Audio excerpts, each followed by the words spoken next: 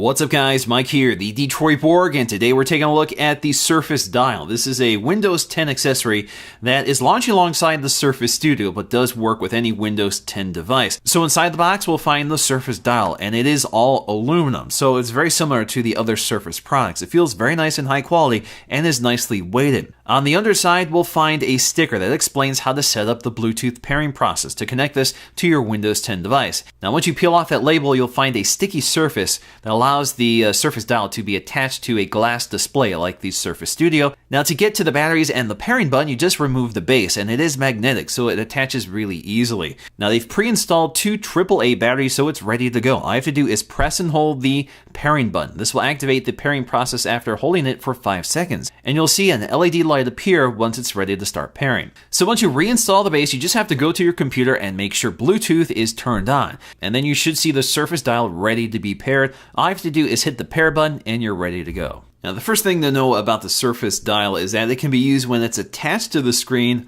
or off the screen on a solid surface like your desk. When off the screen, you do get on-screen interface controls, which you can reposition.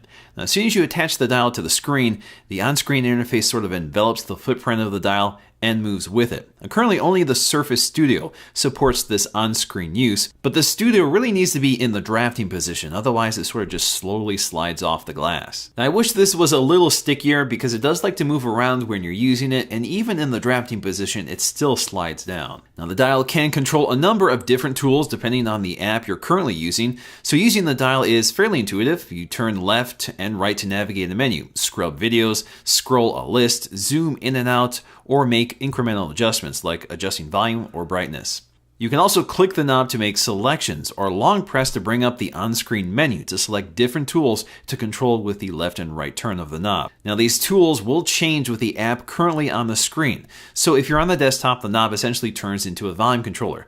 But within apps, you get more tools to work with. So for example, when you're within a video editor, you can scrub your video by selecting the scrolling tool. In the Maps app, we get tools for zoom, tilt, and rotate. The dial does deliver some haptic feedback for some tools to simulate detents. Now, I find this a little too strong, and it actually can be noisy because it vibrates whatever surface you place it on, but you can turn this off under settings. Now, the primary role for this tool is really for creative professionals, so it's uniquely designed for those apps. Now, the idea is to provide a secondary control mechanism while using the Surface Pen for drawing. This allows you to change colors or width of your drawing tools on the fly. I can't really demonstrate this with the Sketch app, but it's something that's available in more sophisticated apps like Photoshop. Now, there is a settings panel for this. You'll find it under Devices, and it's under the Wheel settings. This allows you to assign or remove the default tools for the on-screen interface. The custom tool can also be configured here as well. This allows you to assign keyboard shortcuts for left, right, and click. Now, for the most part, this really is not an essential tool, and it really depends on what app you use most of all. So for example, if you're a creative professional, as I mentioned earlier, this provides a unique interface that you can't get in any other system. But for day-to-day use, this really has limited usefulness because, of course, if you have a touchscreen, you can perform most of these actions with more granular control than just a dial. Alrighty guys, hope you enjoyed this quick look at the Surface Dial. If you enjoyed this video, please give it a thumbs up to let me know, and I'll see you again in the next video.